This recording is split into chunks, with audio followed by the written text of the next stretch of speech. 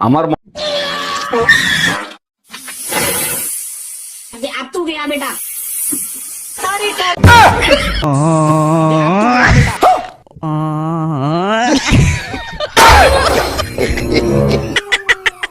মহারানীর রান্না বান্না কি হলো?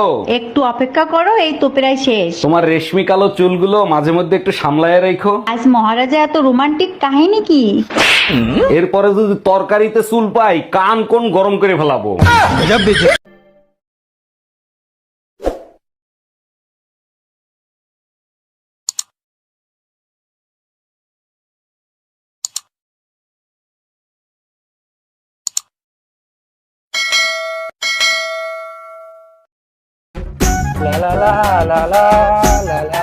কই গো পূজা, আমি মাঠে যাচ্ছি, তুমি যেন মনে করে ভাত কটা খেয়ে নিও, ঠিক আছে? ভাগ্যিস তুমি বলে দিলে, না হলে তো আমি গু খেয়ে নিতাম।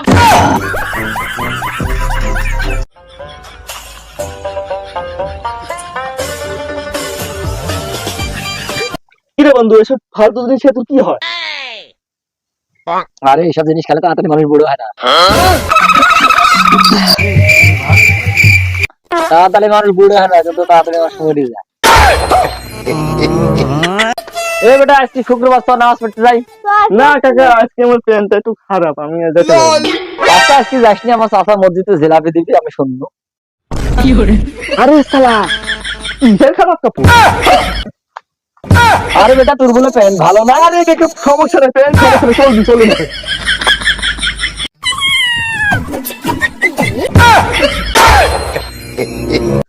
বন্ধুর কাছ থেকে পাবো, দেখি তো মোবাইল করিলি।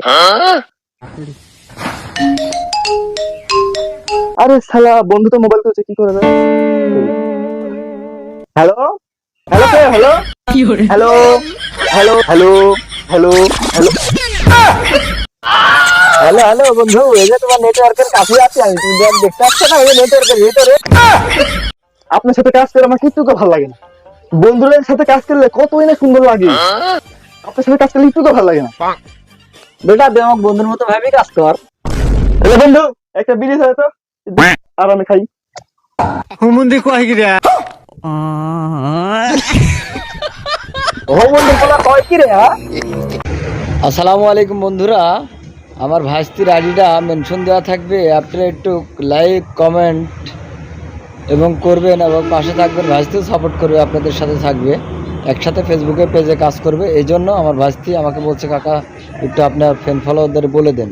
আমি বলে দিলাম, আপনারা অবশ্যই পাশে থাকবেন ভাই, পাশে থাকলেই ভালোবাসা পাবেন এবং সাপোর্ট পাবেন ইনশাল্লাহ। ভালো থাকবেন।